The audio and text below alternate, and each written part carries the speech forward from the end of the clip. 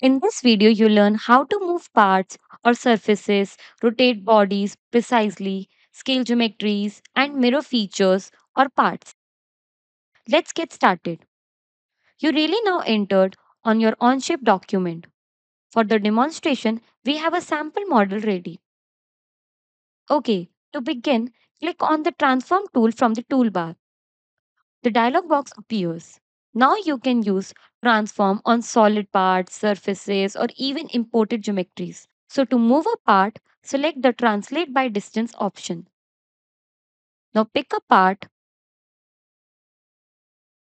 then define a direction, then enter the distance in the distance field. Here you can see the preview appears. Now let's see how to rotate geometry.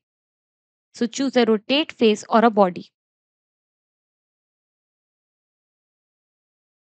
Select the geometry, then define the axis and rotation angle. You can also rotate the body freely,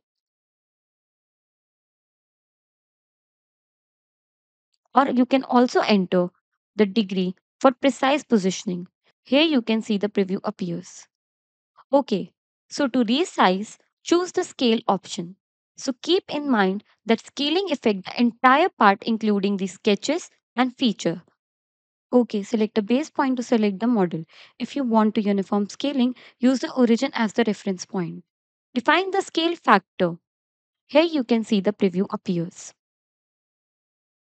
So if you want to copy a part or a body, you can do it by clicking the check mark if needed.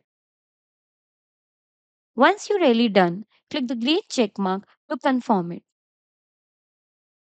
And that's how to use the transform tool in Onshape. Perfect for quick geometry changes without needing to go back into sketches. If you found this video helpful, hit like, share, comment, subscribe, and let us know in the comment section what Onshape feature you like to learn to next.